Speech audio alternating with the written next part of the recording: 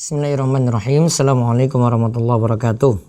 Alhamdulillah, wassalatu wassalamu ala rasulillah wa ala alihi wa man tabi'ahum bi ihsan ila yaumiddin.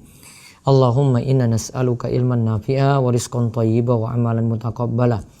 Puji syukur kita panjatkan pada Allah, salawat dan salam semoga tercurah pada Nabi besar kita Muhammad sallallahu alaihi wasallam. Malam hari ini adik-adik remaja kita berjumpa lagi dalam kajian remaja setiap malam dengan pembahasan hadis Arba'in An-Nawawiyah, di mana kita akan melihat satu hadis lagi kali ini tentang masalah sholat yang pernah kita terangkan di hadis nomor 2 tentang masalah rukun Islam, yaitu tentang meninggalkan sholat.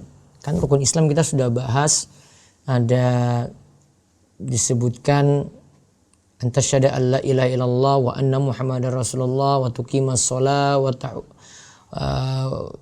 tu'tiyaz zakah wa tasuma ramadhana wa tahujjal baita in istata'ta ilaihi sabila. Dalam hadis Jibril itu disebutkan tentang masalah salat itu masuk dalam rukun Islam. Ya, Nabi katakan ketika ditanyakan tentang rukun Islam, Nabi SAW menjawab, rukun Islam itu adalah engkau bersyahadat bahwasanya tidak ada sembahan yang berhak disembah selain Allah dan Muhammad itu adalah utusan Allah. Dan kalian itu, engkau itu mengerjakan sholat, kemudian engkau itu menunaikan zakat, engkau itu berpuasa di bulan Ramadan dan berhaji ke Baitullah bagi yang mampu.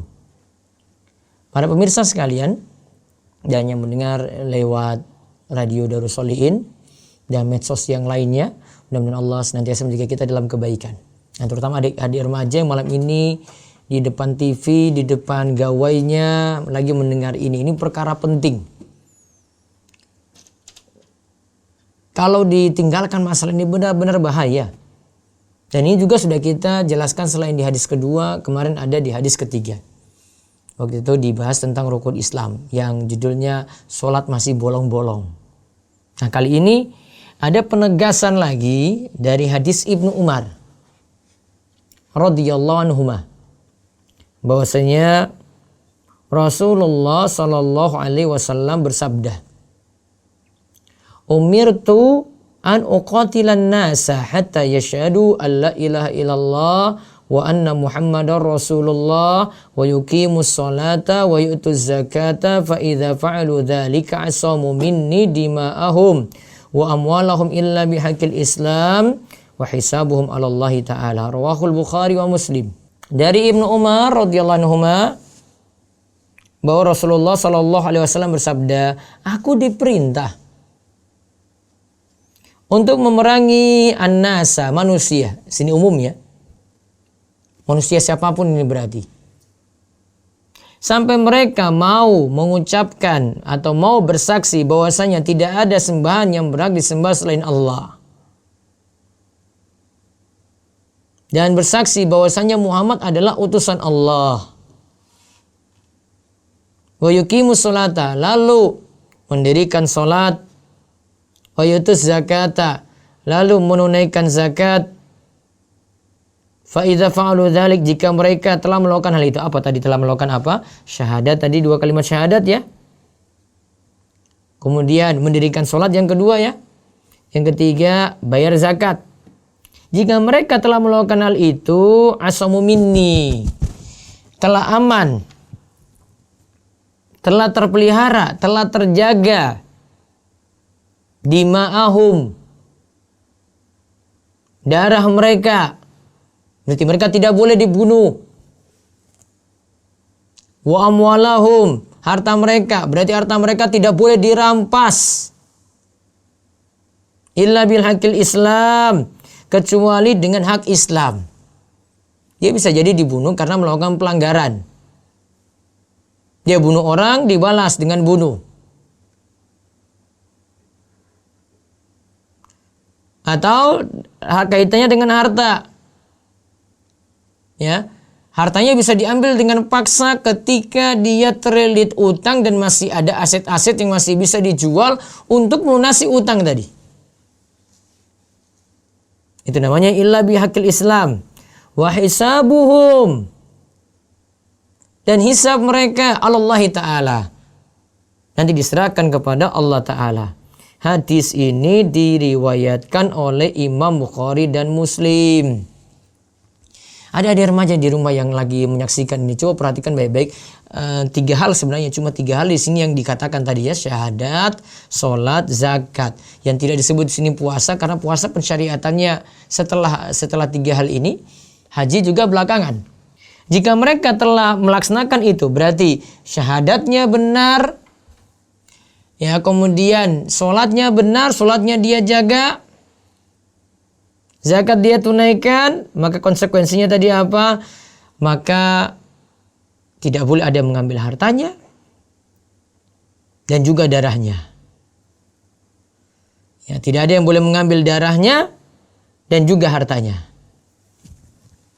Kecuali karena dia melanggar hukum Islam. Nah, kita perlu rinci ini tentang 3 hal tadi, syahadat, kemudian sholat, kemudian zakat. Kalau syahadat berarti 2 kalimat syahadat di sini bersaksi bahwasanya tidak ada sesembahan yang berhak disembah selain Allah, yaitu tergantung pada kalimat la ilaha illallah. Kemudian kita bersyahadat lagi Muhammad adalah utusan Allah. Kalau kita bersaksi yang pertama bahwa kita bersaksi tidak ada sembahan selain Allah, berarti kita semua, yang tua maupun yang muda, baik yang adik-adik remaja yang mendengar saat ini maupun orang tuanya, walaupun kakeknya, diperintahkan untuk menyembah Allah saja, tidak boleh berbuat syirik, tidak boleh menyekutukan Allah. Ya, mereka tidak boleh berbuat syirik, karena orang yang berbuat syirik menyekutukan Allah, menyembah Allah bersama juga menyembah yang lainnya, maka mereka telah mengingkari atau telah menyelisih kalimat yang mulia ini, yaitu kalimat tauhid la ilaha illallah. Orang musyrik dahulu mereka itu tetap menyembah berhala karena faktor tradisi, karena mereka itu agungkan nenek moyang, mereka tidak mau tinggalkan budayanya dan mereka tidak mau menyembah Allah. Namun ketika mereka itu susah, mereka akan tulus berdoa kepada Allah. Namun ketika mereka dalam keadaan lapang, dalam keadaan gembira, terselamatkan dari musibah, nah mereka kembali berbuat syirik kepada Allah. Kalau orang muslim, mereka itu sifatnya beribadah kepada Allah saja, tidak berbuat syirik kepada Allah.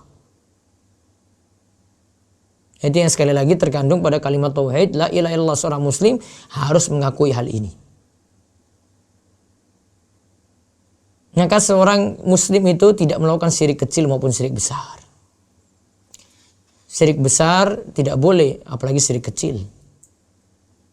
Dia memakai jimat untuk menangkal sesuatu, tidak dibolehkan. Biasa menangkal penyakit, atau jimat sebagai penglaris, atau jimat sebagai pelindung rumah, atau jimat itu sebagai pelindung badan, atau jimat itu sebagai pendatang rizki, dia taruh dalam dompetnya, atau jimat itu digantungkan dalam rumah berupa foto, ada foto orang soleh, atau ada benda-benda keramat. Orang muslim yang mengaku la ilaha illallah tidak melakukan pelanggaran seperti itu. Masih mending orang-orang musyrik dahulu, mereka tahu kalimat ini, mereka harus meninggalkan hal tadi yang kita sebut. Maka mereka tidak mau mengucapkan la ilaha illallah karena lebih tahu maknanya daripada kita saat ini. Mereka tahu konsekuensinya gimana. Kalau kita itu sudah mengucapkan la ilaha illallah bolak-balik, berulang kali, namun tidak mau untuk menjalankan konsekuensinya dengan baik. Nah, pemirsa sekalian, ada di remaja yang semoga Allah Subhanahu wa taala rahmati. Ada lagi dalam kalimat syahadat ini adalah bersaksi bahwasanya Muhammad adalah utusan Allah, hamba dan utusannya. Kalau Nabi SAW itu sebagai hamba berarti tidak boleh diagung-agungkan, melebihi keadaan diri beliau sampai mengangkat derajat beliau hingga tingkatan Tuhan. Jangan lakukan seperti orang Nasrani yang mengangkat Nabi Isa sebagai Tuhan, atau orang-orang Yahudi yang mengangkat orang soleh di tengah mereka yaitu Uzair. Uzair itu terkenal orang yang paling paham Taurat. Bahkan sebagian ulama itu mengatakan Uzair itu lebih utama daripada Musa. Ya. Kalau Musa itu membaca Taurat itu dia mesti baca, kalau Uzair dia hafal itu Taurat. Sebagaimana disebutkan dalam tafsir Ibnu Katsir, sebagaimana disebutkan dalam Al-Bidayah wa Nihayah oleh Ibnu Katsir. Maka mereka begitu kultuskan Uzair tadi. Cuma gara-gara cerdasnya Uzair itu dalam hal hafalan. Akhirnya mereka naikkan tingkatan Uzair ini, padahal ini cuma orang soleh, diangkat derajatnya jadi Tuhan. Sebagaimana Isa juga diangkat derajatnya oleh Nasrani jadi Tuhan. Orang Muslim enggak kayak gitu. Mereka tidak akan mengangkat, mereka tidak boleh mengangkat Nabi mereka Muhammad SAW derajat lebih tinggi daripada itu. Ingat itu ya. Mereka tidak boleh, orang Muslim itu tidak boleh mengangkat derajat, kedudukan, kemuliaan Nabi SAW itu sampai derajat Tuhan. Ini sudah berlebihan. Seorang Muslim cuma sebatas tadi itu. Nah, adik-adik remaja sekalian dan para pemirsa Orma Isra TV, konsekuensinya dari mengakui Nabi SAW sebagai hamba seperti itu, kalau mengakui Nabi SAW sebagai utusan Allah, berarti setiap risalah atau wahyu, bahkan setiap ajaran beliau kita manut, kita ikuti. Ada berupa perintah, kita jalankan kewajiban tersebut, tidak membangkang. Ada berupa perintah wajib maupun sunnah. Ada berupa larangan, ada larangan haram, ada larangan makruh, kita patuhi itu. Dari hal-hal sederhana sampai hal yang mungkin ini hal besar. Dari perintah sederhana sampai perintah besar. Kita jalankan seperti itu. Nah, para pemirsa sekalian, konsekuensinya berarti apa? Seperti dijelaskan dalam hadis nomor 5 yang sudah lewat. Tentang masalah bid'ah. Saya ulang kemarin, masalah bid'ah itu apa? Bid'ah itu melakukan amalan yang tidak ada tuntunan. Orang yang menjalankan konsekuensi dari kalimat wa asyhadu anna Muhammadar Rasulullah, aku bersaksi bahwasanya Muhammad adalah utusan Allah, berarti dia tidak membuat ajaran-ajaran baru. Kalau ini sebagai utusan Allah, berarti apa saja yang Nabi SAW ajarkan mereka akan ikuti. Tidak berbuat bid'ah seperti yang kita sebutkan sebelumnya. Karena kita kemarin dalam beribadah itu harus mencocoki 6 hal kan? 6 hal ini dicocoki. Dalam hal ya jumlah, dalam hal sebab, dalam hal jenis, dalam hal waktu, dalam hal tempat, ya. Ini mesti diikuti. Tidak bisa kita buat ajaran-ajaran baru yang berkaitan dengan ibadah kita, nggak boleh. Kita nggak akui Nabi SAW sebagai utusan. Adik-adik remaja tidak mengakui Nabi SAW sebagai utusan, sayang sekali.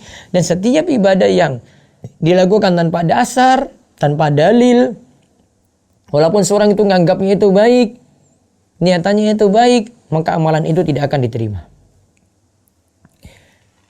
Nah, para pemirsa sekalian semoga senantiasa dirahmati oleh Allah. Nah, itu konsekuensi dari Muhammad dan Rasulullah. Muhammad adalah utusan Allah.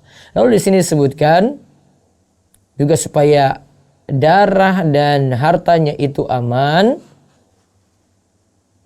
mendirikan sholat.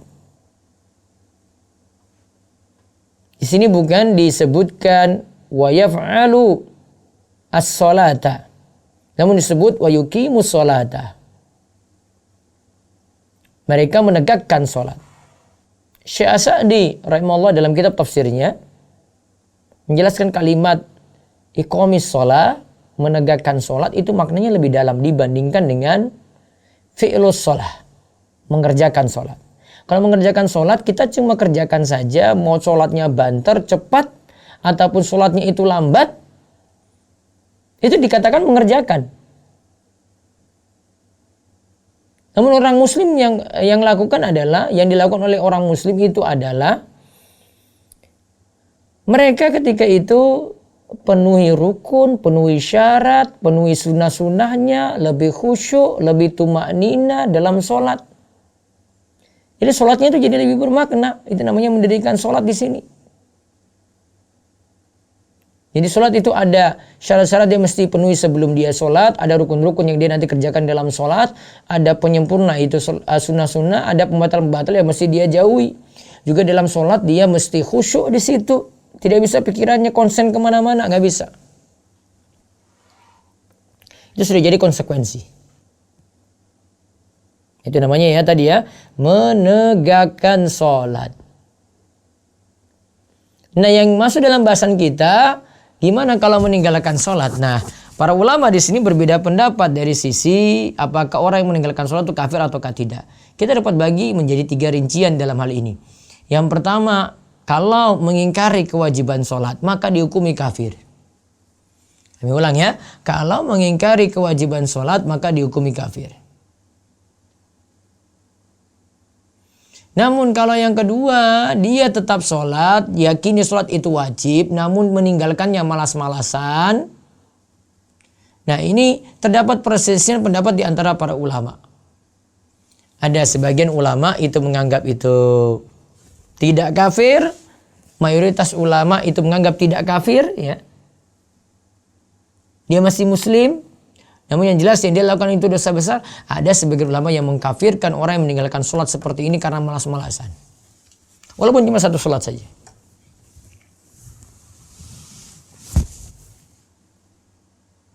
Dan yang poin kedua ini sama dengan poin ketiga sebenarnya, yaitu meninggalkan sholat karena malas-malasan. Setelah sahur dia tetap lanjut juga tidur, tidak kerjakan sholat subuh, akhirnya bangun jam 6 yang matahari sudah tinggi dan dia tinggalkan sholat subuh. Atau dia sibuk, ini biasanya anak-anak remaja itu kalau ketemu dengan teman-temannya buka bareng, ngabuburit bareng. Akhirnya lebih penting kan buka puasa daripada mengerjakan sholat. Saya nggak enak ini tinggalkan teman saya nih. Nanti dia bilang apa, sombong sekali kamu nggak mau kumpul buka puasa dengan kita. Padahal di situ maghrib, sholat maghrib, mepet kan waktunya. Dan orang lebih penting kan kumpul-kumpul. Itu baru tinggalkan maghrib, belum lagi isya. Kalau ini masih berlanjut acara reuniannya atau kumpul-kumpulnya, konsekuensinya nanti mereka tinggalkan juga sholat isya. Rugi juga meninggalkan sholat tarawih.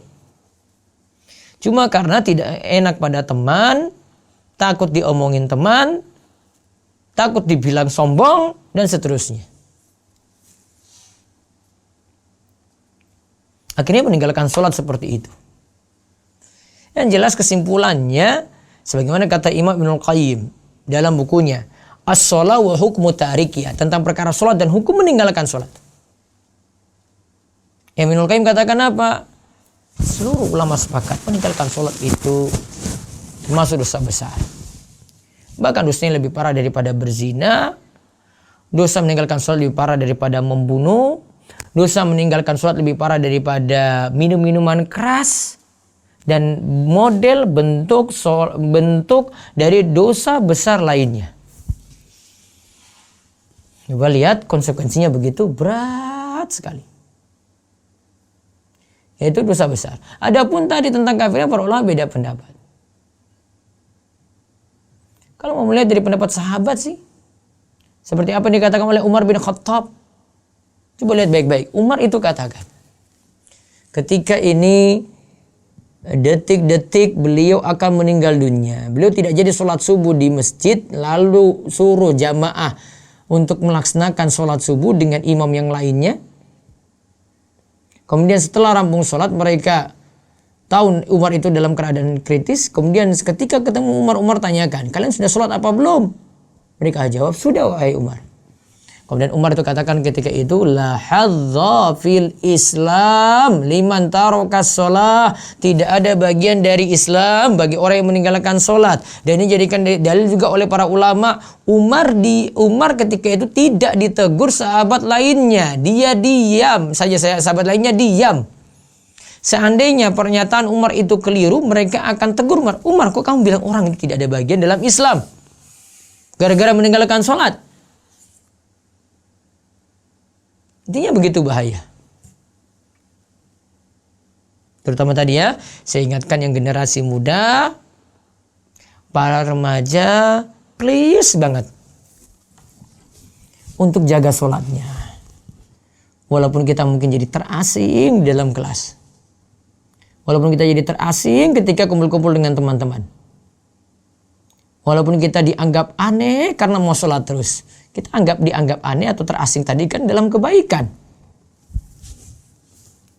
Maka sekali lagi jangan pernah meninggalkan sholat.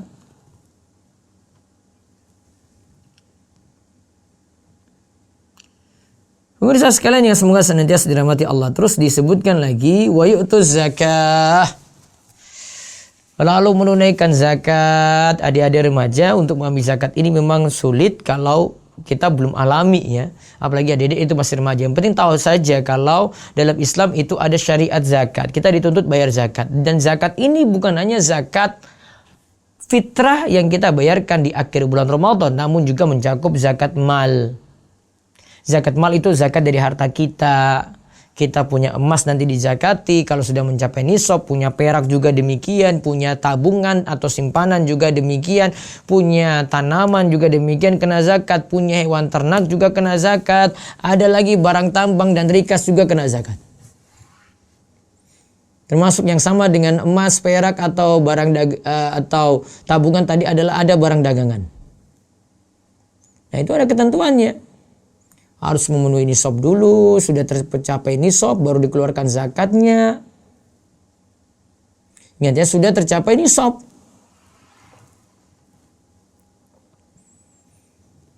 Kemudian mesti nunggu dulu kalau sudah di atas nisab, nunggu lagi setahun, tidak langsung dikeluarkan.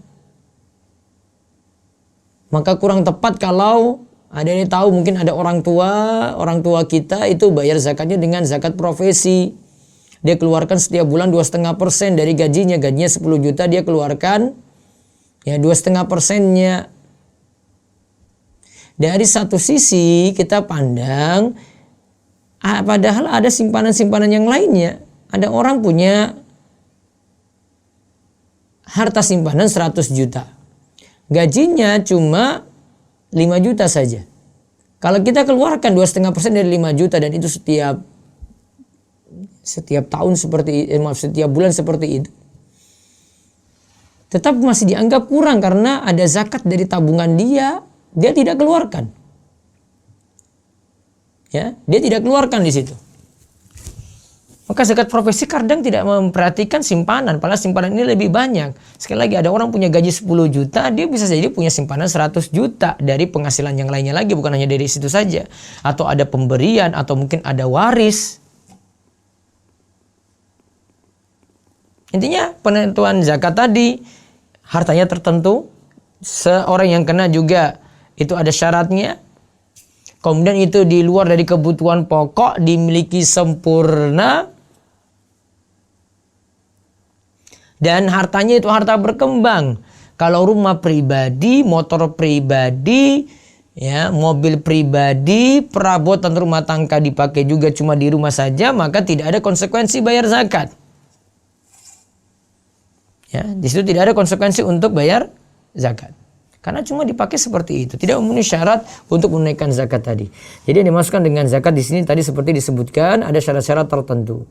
Nah, jika tiga ini dilakukan, syahadatnya benar, sholatnya itu benar, kemudian ya penunaian zakatnya juga benar, maka harta mereka dan darah mereka dan harta mereka itu jadi aman, tidak diganggu. Intinya sini ada beberapa kesimpulan. Sambil saya baca kesimpulannya, silakan standby. Anda silakan untuk bertanya nantinya, dan nanti kami juga bisa baca pertanyaan lewat YouTube sambil nunggu telepon. Kami tetap akan mendahulukan telepon. Ada remaja bisa manfaat komen ini, jarang sekali kami buka pertanyaan seperti ini kecuali di bulan Ramadan sampai 3 kali, ada di pagi hari, ada yang di siang hari jam 2, ada yang malam hari seperti ini. Nah, saya sebutkan dulu ada faedahnya. Wajib penguasa memerangi manusia hingga ia masuk Islam, namun hal ini dilihat dari kemampuan penguasa. Dan inilah yang jadi landasan wajibnya jihad.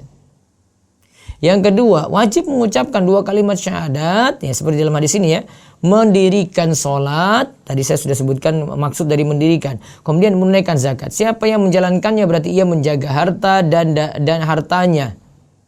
Dia menjaga darah dan hartanya. Siapa yang menjaganya berarti dia menjaga darah dan hartanya. Berarti jika tidak menjalankannya maka halal darah dan hartanya. Maka 3 ini diperhatikan biar nanti hak kita tetap terjaga. Terus yang ketiga, hisab atau perhitungan terhadap seorang hamba nanti di sisi Allah. Tugas manusia hanya tabligh saja. Wa ma 'alaina illal balagul mubin. Tugas kita hanya menyampaikan saja. Jadi tugas manusia hanya tabligh atau menyampaikan saja. Kemudian kaidah dari hadis ini, at-taklif bil balagh la bin nata'ij wal hisab. Tugas kita itu hanya menyampaikan, bukan dituntut hasil, bukan dituntut suatu yang bukan dituntut hasil dan hisab. Hisab itu perhitungan. Jadi intinya ada kaidah, tugas kita itu hanya menyampaikan saja. Tidak disuruh buat orang itu berubah, tidak disuruh pemabuk itu tobat saat ini juga, nggak punya tahapan. Ada beban taklif ketika itu, ya mesti dia itu jalani. Jadi jangan cuma memikirkan hasil. Kadang ada orang yang berdakwah, dia dakwanya sudah benar, pengikutnya hanya 1, seperti disebutkan dalam hadis. Ada yang cuma 3 sampai 10 ada. Ada yang banyak juga seperti umatnya Nabi Musa alaihissalam itu banyak. Ada yang lebih banyak lagi yaitu umat Nabi kita Muhammad sallallahu alaihi wasallam.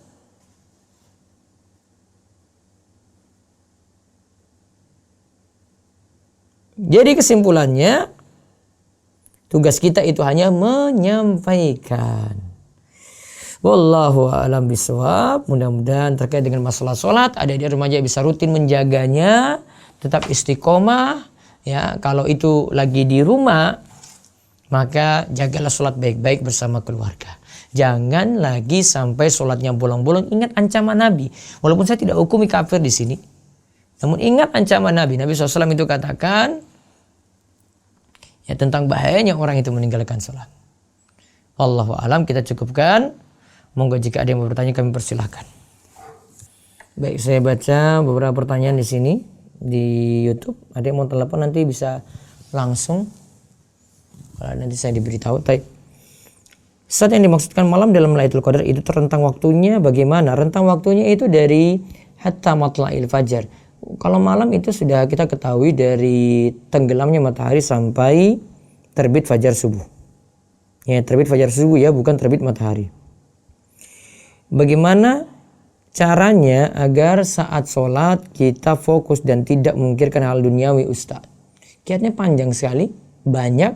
Di antaranya lakukanlah sholat sesuai dengan petunjuk Nabi Shallallahu Alaihi Wasallam, dan itu yang dilakukan. Terus memahami arti, merenungkan atau tadabbur terhadap ayat demi ayat, nah itu akan membantu kekhusyuan. Ustaz, di sekolah saya diajarinya bacaan al-ma'thurat, tapi di rumah saya diajarinya zikir pagi petang. Apa bedanya Ustaz? Ada bedanya ya. Kalau di al-ma'thurat karya Hasan al-Banna itu ada bagian-bagian zikir yang tidak sahih, maka kekurangannya di situ. Kalau mau aman sih pakai zikir pagi petang yang derajat hadisnya sudah lebih jelas. Kalau ada orang ngasih sodako tapi di saat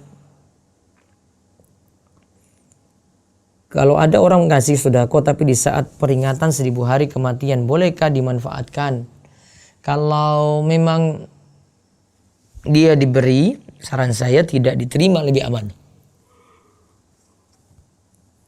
Jadi salurkan kepada orang-orang yang membutuhkan, itu lebih baik. Jika belum hafal doa selepas sholat istiqor, apakah Anda boleh melihat atau mencontek doanya? Ustadz, boleh. Kebetulan doanya sudah Anda screenshot di HP, boleh seperti itu. Ustadz, Anda mau bertanya, doa kunut witir apakah boleh membaca lewat HP? Saran saya sih, Bu Elva ini amalkan dengan cara dihafalkan ya. Tidak lihat dari HP itu lebih aman. Namun kalau lihat dari HP, sebagaimana masih boleh dalam sholat sunnah itu lihat Al-Quran, buka Al-Quran, berarti lewat HP saat membacanya juga dibolehkan. Nanti coba ada flyer saya, nanti saya akan sebar habis kajian ini tentang doa kunut witir, nanti bisa disebar juga kepada yang lainnya ya. Ada nanti di Instagram saya dan Facebook.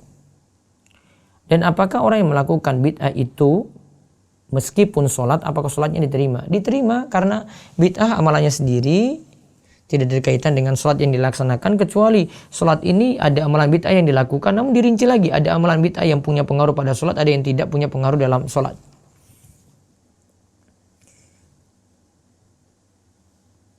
Ustadz, dari Yusuf ya, bagaimana hukumnya seorang yang sudah bekerja, yaitu bekerja sendiri namun zakat fitrahnya masih dibayarkan oleh orang tua? Kalau dalam mazhab Syafi'i, anak dan orang tua bayar sendiri-sendiri ya. Nah, itu lebih aman dalam hal ini. Apakah sholat yang bolong-bolong itu harus ditambal atau diqadha? Tidak. Kalau menurut jumhur iya, dia harus diqadha. Namun kalau pendapat yang kami anut, dia cukup tobat dan bertekad tidak mau mengulangi meninggalkan sholat lagi. Cara memperbarui iman yang turun gimana? Ngaji, ini paling penting, dan banyak berdoa. Kadang harus dipaksakan ya ikhwan, untuk ya memperbaiki diri seperti itu dengan kita agar iman tidak anjlok, iman tidak jatuh. Ya harus ngaji, berada dalam majelis ilmu. Kalau memang di bulan Ramadan atau di masa pandemi ini kita cuma bisa lewat online, ya berarti wajib untuk menghadiri online biar iman tidak turun. Masih di desa saya masih ada sholat 5 waktu berjamaah di masjid dengan jarak 1 meter tiap softnya ya, berarti ya tiap jamaahnya ya. Sebab kita mending sholat di rumah apa ke masjid. Nah berarti orang yang di masjid sudah khawatir banget itu. Saran saya kalau kondisinya kayak begini tetap sholat di rumah saja. 10 malam terakhir itu apakah hari lebaran minus 10 hari atau pada malam ke-20 Ramadan? Mulai dari malam ke-21 ya untuk 10 hari terakhir. Benarkah Ustadz susahnya kita khusyuk dalam sholat karena banyaknya dosa-dosa kita? Iya, bisa. Orang sulit khusyuk dalam sholat itu karena banyaknya dosa yang dia itu miliki. Terus, apakah boleh sholat tarawih dibagi 2 waktu? Semisal setelah sholat isya 4 rakaat, lalu tidur dilanjutkan sebelum sahur juga sholat tarawihnya tadi. Boleh. Imam Nawawi katakan sholat tarawih itu waktunya dari isya sampai menjelang subuh. Terus Ustadz di rumah baru saya terdapat stiker ayat kursi. Doa masuk WC peninggalan keluarga sebelumnya. Terus apakah lebih baik dicabut dan dibakar atau dibiarkan sih? Lebih baik dicabut dan dibakar lebih aman. Kalau pas sholat ada perasaan yang banyak was-was dan tidak khusyuk, gimana cara menghilangkan was-was tersebut? Ada perasaan was dan tidak khusyuk. Faktornya banyak ini. Ada faktor gangguan dari luar, ada faktor ketika kita sendiri dalam ibadah, ada juga faktor karena kita tidak paham bacaan, ada faktor juga karena kita tidak paham surat. Nah itu banyak faktornya yang mesti diselesaikan. Intinya kalau nambah ilmu terus nanti sholat akan lebih khusyuk ya dibandingkan dengan orang tidak nambah ilmu. Terus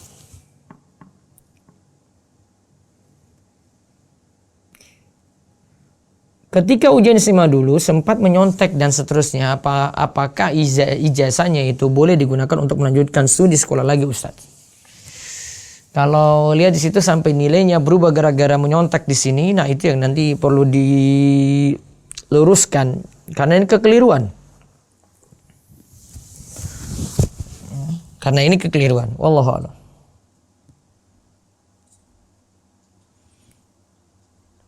Yang sudah terjadi ya sudah, dia tinggal lanjut, tapi yang dulu dia harus sesali untuk masalah menyontek tadi.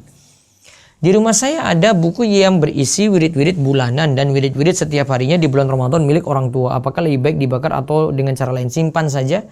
Kalau itu nanti orang tua punya, berarti takut mereka nanya-nanya dan mereka tidak setuju dalam hal ini. Ustadz, tips untuk tetap di kebanyakan waktu segar dan membagi waktu seperti Ustadz yang mengadakan kajian 4-5 kali sehari dan tetap berpuasa serta ibadah lainnya. Tipsnya ada waktu dibagi harus konsekuen dengan waktu tersebut. Kemudian siang hari ada waktu istirahat, jangan paksakan untuk aktivitas terus. Malam hari kalau memang sudah capek istirahat lagi. Lebih baik sholat sendiri di rumah tepat waktu atau berjamaah menunggu orang tua yang mengundur waktunya. Kalau memang waktunya masih tetap di waktu sholat dan ingin dapat pahala biar bareng-bareng dengan keluarga, biar ada kebersamaan juga, nggak apa-apa menunggu orang tua saat itu. Lebih baik sholat sendiri tapi awal waktu atau berjamaah tapi masih mundur beberapa jam lagi, tadi sudah jawab. Bagaimana hukumnya zakat fitrah menggunakan uang dan waktu yang paling afdal membayarnya? Kalau waktu paling afdal nanti menjelang Idul Fitri. Kalau menggunakan uang ataukah beras, para ulama beda pendapat. Kalau saya tetap masih memilih bayarnya dengan beras, dan ini jadi pendapat ulama Syafi'iyah juga, dan itu lebih aman dari perselisihan. Bagaimana kiat-kiat menumbuhkan rasa cinta kepada Allah supaya kita bisa semakin khusyuk dan semangat dalam beribadah, termasuk juga sholat? Nah, ini cara-caranya banyak. Coba baca di website saya panduan sholat khusyuk. Ya, panduan sholat khusyuk itu banyak kiat-kiat sampai ada 8 serial kalau tidak salah. Ustaz, pengertian zakat itu mensucikan diri atau mensucikan harta? Mensucikan harta. Ya. Tapi juga bisa maknanya mensucikan diri, karena zakat itu artinya ada yang maknanya itu mensucikan hartanya, ada yang maknanya juga mensucikan dirinya. Wallahu alam. Definisi munafik itu apa? Secara bahasa munafik artinya beda lahir dan batin. Namun secara istilah, ya, munafik ini yang dicela nanti ada munafik akbar, ada munafik asghar. Kalau munafik akbar menampakkan keislaman, menyembunyikan kekafiran. Jadi dia sudah kafir sebenarnya, namun pura-pura itu Islam. Kalau munafik kecil itu contohnya kalau berkata dusta, berjanji tidak ditepati, nah itu namanya munafik kecil. Bagaimana hukumnya jika imam sudah mulai, makmum sengaja melambatkan untuk memulai sholat, kadang sampai imam selesai Al-Fatihah baru mau mulai sholat. Makmumnya berarti jadi makmum masbuk. Ya, dia luput dari keutamaan. Jadi dia melambatkan untuk memulai sholat, kadang sampai imam selesai Al-Fatihah. Ya, dia luput dari keutamaan mendapatkan takbiratul ihram bersama imam. Cara menanamkan rasa takut kepada Allah. Yang pertama, punya ilmu, karena innama yakhsyallaha min ibadihal ulama. Sungguh yang paling takut pada Allah, paling takut pada Allah adalah orang yang berilmu. Kemudian masalah lingkungan juga, ya, masalah dapat merenungkan atau menghayati ayat, ya, di situ. Ustaz, zakat fitri sebesarnya 1 mud, itu ukurannya berapa kilo? Zakat fitri itu 4 mud ya, bukan 1 mud ya. Kalau 1 mudnya itu sekitar 1/4 sok, 1 bagi 4 sok, atau 1/4 sok. 1/4 sok itu, kalau zakat fitri kan 2,5 kilo ya, berarti sekitar 6 ons. Kalau jam 4 pagi itu masih terhitung sholat tahajud atau tidak? Kalau belum subuh, azan subuh misalnya jam 4.20, jam 4 berarti masih boleh tahajud. Dapat pahala tahajud juga. Jika saat kita menjadi peserta rapat masuk waktu sholat, sebaiknya kita menyelesaikan rapat baru sholat atau meninggalkan rapat untuk sholat berjamaah. Menjadi peserta rapat masuk waktu sholat, sebaiknya kita menyelesaikan rapat atau baru sholat atau meninggalkan rapat untuk sholat berjamaah. Ini tergantung izin dari atasan ya. Kalau tidak ada izin, ya amannya sih tidak melanggar dalam hal ini.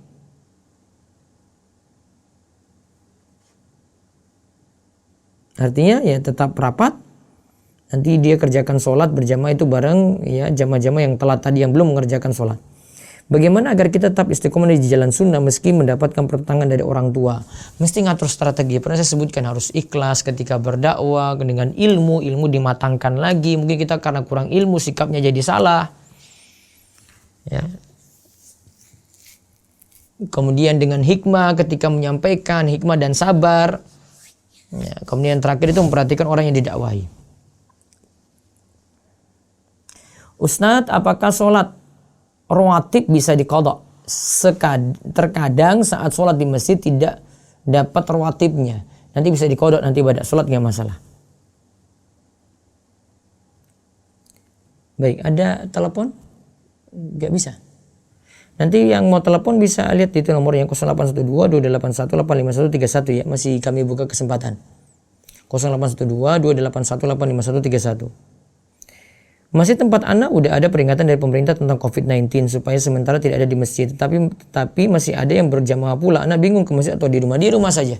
Yang tetap melaksanakan, sebagian ulama itu atau para ulama itu katakan itu mendurhakai pemerintah, tidak memikirkan keselamatan diri. Kalau dia kejar sholat berjamaah yang sebagian pendapat itu mengatakan sunnah, dia mengejar sunnah dengan cara bermaksiat. Ini seperti dikatakan oleh Syekh Sulaiman Ar-Ruhaili.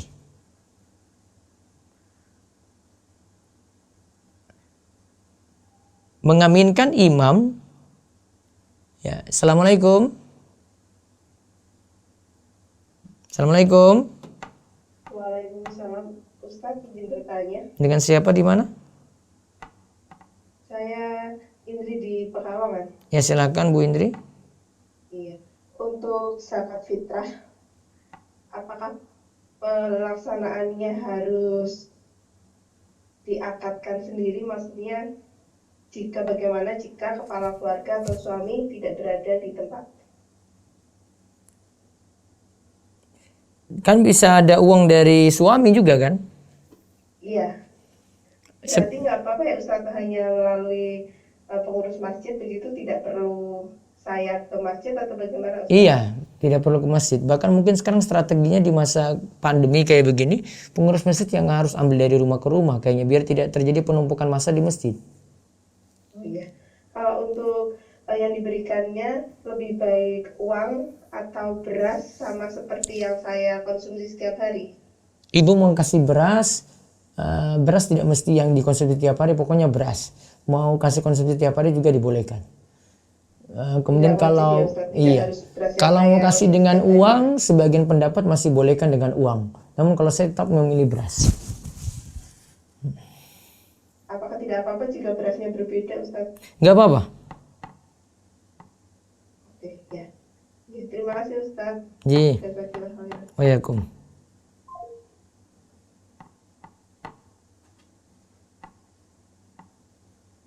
Ya, ada lagi? Baik, saya baca dulu terakhir.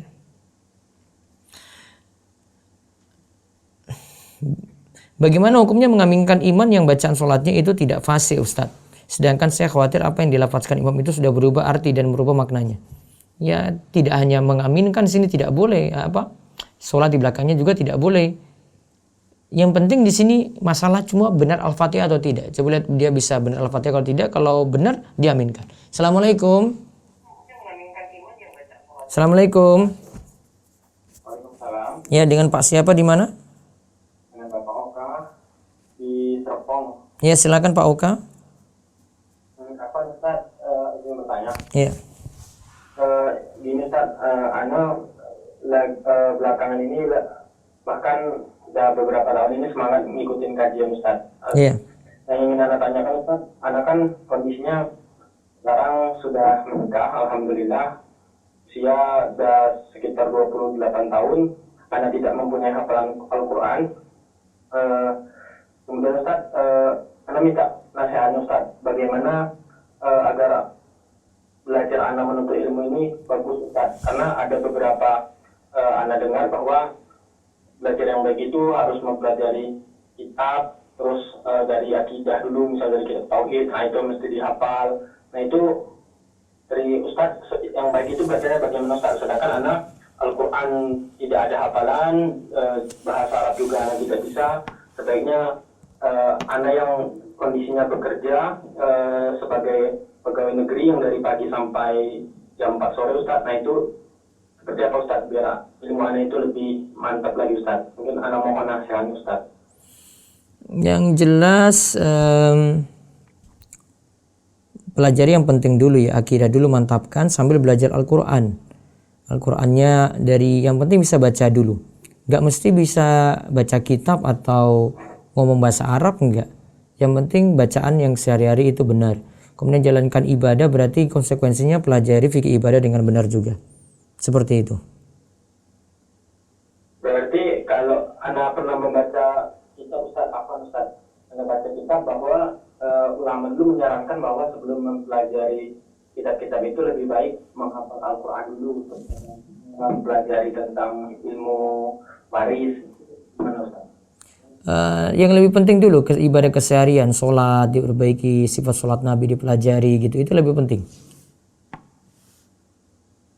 Tahap selanjutnya, Ya? tahap selanjutnya kalau itu Alhamdulillah Anda udah ngikut kajian rutin Ustaz, Alhamdulillah Anda udah baca. Udah itu juga kayak kitab tauhid yang di kajian antum Anda udah keluarkan 70 video Ustaz. Nah kemudian Anda ingin menaikkan dari derajat levelnya mungkin Ustaz. Mungkin apa yang mesti Anda lakukan Ustaz? Ya tadi pelajari yang penting-penting dulu, nanti dari akidah itu meningkat dari ini ya. Belajar akidahnya nanti dari dasar ke dasar gitu, dari yang penting-penting lagi gitu, nggak mesti belajarnya secara artinya acak gitu, enggak. konsekuen pelajari sesuatu sampai selesai, itu paling penting. Kalau sudah nganggap itu dasar dan butuh, pelajari sampai tuntas. Jangan putus-putus tengah jalan, nggak boleh. Berarti nggak untuk mempelajari juga nggak mesti anak harus menghafal Al-Quran dulu, Ustaz. Enggak. Ustaz, dan bahasa Cukup hafalan untuk yang surat-surat yang mau dibaca saja. Ustaz. Ya, Cukup Ustaz. cukup ya. Jazakallahu khairan atas Waalaikum. nasihatnya, Ustaz. Baik. Assalamualaikum. Waalaikumsalam warahmatullahi wabarakatuh.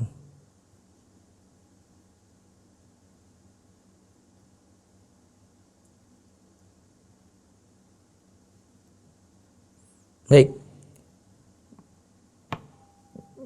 Satu lagi mungkin terima. Ya, ini terakhir ya. Assalamualaikum. Iya, waalaikumsalam. Ya, dengan siapa di mana? Saya ini punya penyakit was-was. Iya, was-was terus kenapa? Keluar air kencing beberapa tetes. Kadang sering membatalkan sholat. Apa boleh tidak membatalkan sholat karena keluar tetes itu, Pak Ustaz? Terima kasih, Pak Ustaz. Membatalkan sholat apa? Diulang? Apa boleh kita tidak membatalkan sholat kalau keluar cuma tetes itu, Pak Ustaz? Terima kasih. Cuma setetes. Itu harus yakin dulu ya. Ini kayaknya penyakit was-was ya. Halo? Iya, Pak. Itu penyakit was-was, banyak was-was. Kalau itu was-was nggak usah dipedulikan, nggak apa-apa, lanjut sholat. Gitu ya. Halo? Waalaikumsalam warahmatullahi wabarakatuh. Baik, demikian yang kita bahas untuk malam hari ini. Mudah-mudahan manfaat dan Allah terus menambahkan kita ilmu dan amal. Kita tutup dengan doa kafaratul majlis. Subhanakallahumma bihamdika asyhadu an la ilaha illa anta astaghfiruka wa atubu ilaik. Assalamualaikum warahmatullahi wabarakatuh.